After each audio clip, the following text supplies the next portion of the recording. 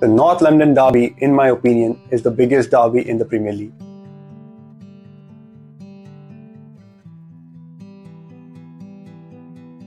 I know, United fans will say the Manchester derby is bigger, but come on guys. Even United fans didn't consider them as rivals till the oil money came in. And Liverpool fans will be fuming about the Merseyside derby, but let's be real, Everton have not been on their level for the past 3 decades. I'm Varun and this is FBX Club Files, where we look at clubs, history, rivalries and certain events. We look at the past to make sense of the future. Arsenal and Tottenham Hotspurs have been going at each other for over a century. Even though I'm an Arsenal fan, I decided to unmask 4 epic reasons why Spurs fans seethe whenever they see the Kennan crust. Buckle up, it's going to get spicy. Norris. Back in the 1910s, Tottenham reigned supreme in the leafy North London enclave. Meanwhile, Arsenal, or as I should say Woolwich Arsenal, the South London nobodies, had hit rock bottom. They even went under voluntary liquidation. In came this man, Sir Henry Norris. Doesn't he look like a Bond villain? A property tycoon, Conservative MP and former Fulham chairman. He swooped in to prop up Woolwich Arsenal. He looked up north of the River Thames and decided to stake claim at a piece of land just 4 miles away from Hart Lane. He used his connections to even get the Archbishop of England to sign off the land deed. Arsenal dropped the Woolwich from their name and moved into their shiny new home, Highbury. Overnight, Spurs fans woke up to find their turf drenched in a sea of red. Fun fact, Sir Norris never actually bought Arsenal outright. At best, he held under 4% shares, but his money and influence moved every inch of the board. Norris. In the 1914-15 season, Spurs finished bottom of the table and were doomed to be relegated to the second division alongside Chelsea. But with the onset of World War I, the league was suspended for 4 years. As the war ended in 1919, the league took a decision to expand the number of teams in the First Division from 20 to 22 teams. Due to a match-fixing scandal in 1915 where Manchester United and Liverpool players colluded on the last day to help Manchester United survive relegation, Chelsea, who were the most affected by the scandal, was spared from relegation, while the top 2 teams from the second division, Derby and Preston, were allowed to be promoted to the First Division. But for Spurs, things weren't that simple.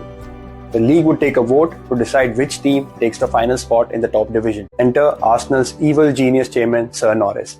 As per historical reports, Sir Norris was able to use his influence and connections to win a favour with the Liverpool chairman John McKenna, who was coincidentally also the president of the English Football League.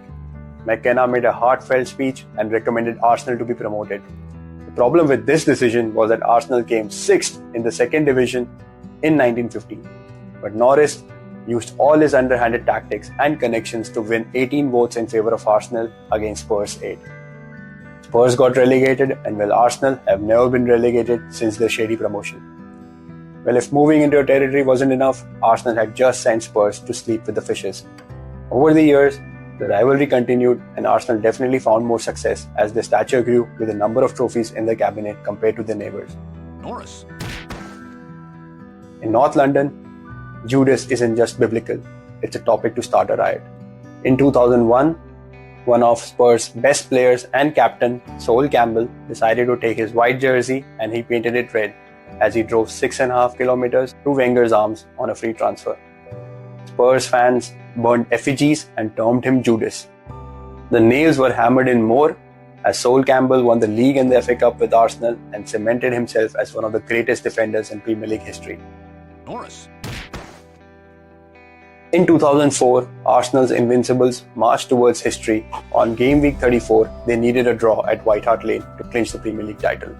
They led 2-1 until Robbie Keane calmly slotted in a last gasp penalty. Spurs fans thought they denied Arsenal glory until Arsenal celebrated on Spurs soil anyway. Imagine your nemesis dancing in your living room, unbeaten champions. A thing to give you nightmares for years. The Arsenal and Spurs rivalry is bitter and the players keep on adding fuel to the fire. What do we think of Tottenham? Shit! What do we think of shit? Tottenham! Thank you! Both teams love to one-up each other, even if it's just finishing above the other in the Premier League.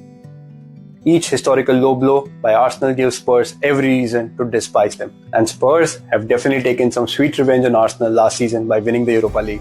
Thanks, Manchester United. For the coming season, even though sacking of Ange has baffled not only Spurs fans but even the rivals, the mood at Spurs is definitely better as they look forward to the next season with some new energy of Thomas Frank and smart signings like Coups. So what do you think? Is North London derby bigger than others? Let us know in the comments. We're looking forward to 50 likes for this video. Thank you for watching.